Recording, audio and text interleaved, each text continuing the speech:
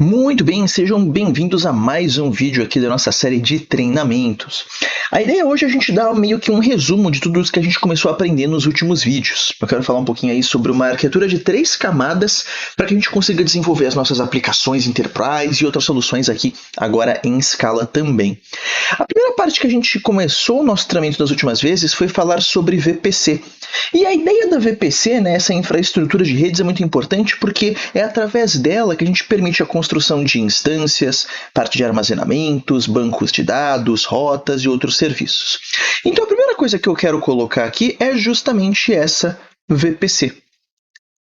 A VPC geralmente é representada por esse quadradão que a gente coloca aqui, muito importante para uso, e a ideia que complementa isso era, quando a gente fala de alta disponibilidade, resiliência e tudo mais, a parte legal que a gente colocava também era trabalhar com pelo menos 2 zonas de disponibilidade.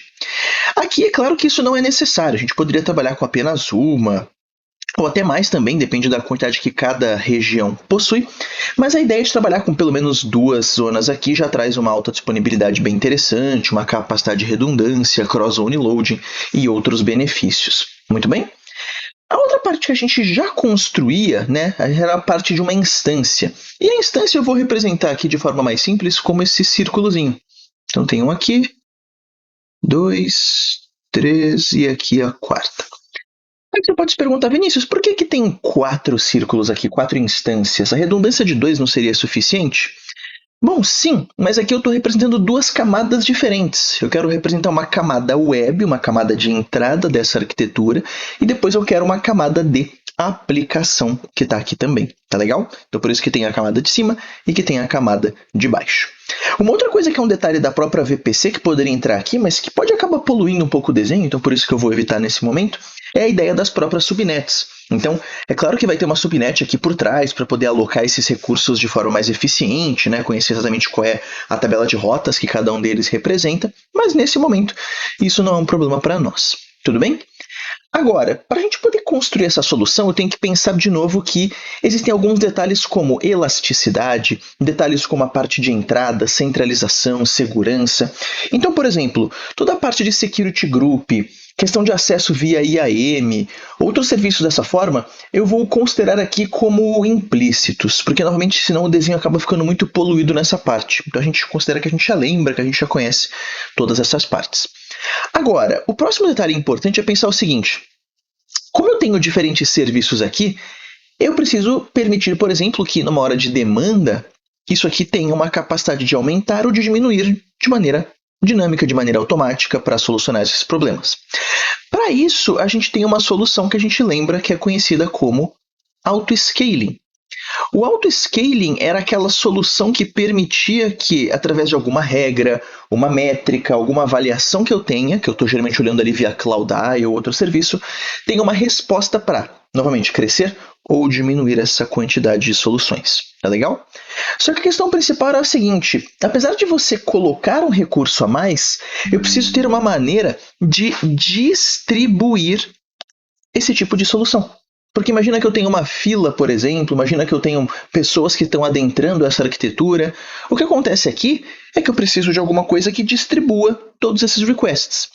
Para isso, a gente coloca uma solução muito importante que é o nosso load balancer. Eu vou só trocar aqui a cor dele de novo para ficar inteirinho. Aqui. Então esse em vermelho é o nosso balanceador de carga. Muito bem? Lembrando, o balanceador de carga ele tem aquela característica de centralizar as requisições e depois distribuir para a parte que está ali em seguida. Então, basicamente, seria como se ele estivesse fazendo o papel de eu recebo essa requisição e depois, por exemplo, eu envio para essa instância, depois eu envio para essa instância que está aqui para dar continuidade a essa arquitetura. Perfeito? Isso é interessante porque ele tem, de novo, mecanismos de verificação de saúde, eu tenho diferentes algoritmos para poder fazer esse balanceamento de carga, né? Imagina que você tem uma estratégia de deployment, por exemplo, Blue-Green ou outras, dá para fazer isso com esse balanceador. E a parte mais curiosa é o que vem depois, porque quando eu falo que eu tenho essa camada web, que é essa primeira de cima, e que tem que se comunicar com a camada de aplicação, eu tenho 2 cenários diferentes agora. O primeiro deles seria um cenário em que eu coloco um outro balanceador de carga para comunicar com a camada de aplicação. Isso é normal, acontece bastante. Mas existem cenários que a gente considera que são assíncronos. Então, por exemplo, imagina uma situação em que eu tenha uma arquitetura de venda e, nesse caso, uma pessoa que está comprando algo, que está acessando o meu site, por exemplo, está na camada web, por isso um balanceador tem que ser algo mais dinâmico e rápido, mas a compra não necessariamente é enviada imediatamente, ou tampouco é processada nesse instante. Então, o que a gente faz nesse cenário é, bom, eu posso simplesmente aguardar um pouco, não estou falando que vai demorar centenas de minutos, meia hora, nada disso. Pode ser poucos minutos ou poucos segundos, mas não precisa ser algo síncrono nesse sentido. Então aqui eu posso ter uma possibilidade de colocar um serviço como um balanceador, assim como eu posso colocar uma fila também. Tá legal? Cada um deles tem os seus benefícios, características, propósitos, mas aqui é legal ter esse tipo de variação, de flexibilidade na arquitetura para que a gente desenhe essa solução. Tá legal? Então eu vou colocar com uma cor diferente aqui só para lembrar esse detalhe, mas novamente pode ser uma fila, pode ser um balanceador que faz esse mesmo papel. Então ele vai vir basicamente daqui para cá e do próprio deles para lá também. Tá legal? E aí tem uma parte muito curiosa que é a etapa final, seria a nossa etapa de finalização da arquitetura de 3 camadas, que é o banco de dados. O banco de dados ele vai ficar, por exemplo, aqui embaixo. Então eu vou colocar ele com preto aqui.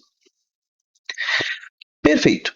Só que lembra que, vamos colocar aqui que seja um RDS, um banco de dados relacional. Nesse caso, é importante ter a resiliência, só que a resiliência nesse sentido ela é feita como? Ela é feita com uma solução de um secundário. Esse secundário significa que eu tenho um banco de dados ali do lado, que é uma cópia, é idêntico, é síncrono ao banco original, mas que ele não tem utilização. Isso significa que a comunicação dessas duas instâncias é simplesmente com esse banco aqui e não com o banco que está ao lado. Por quê? Porque aquele banco não está fazendo uma distribuição de carga, eu não estou fazendo metade das escritas em um e metade das escritas no outro.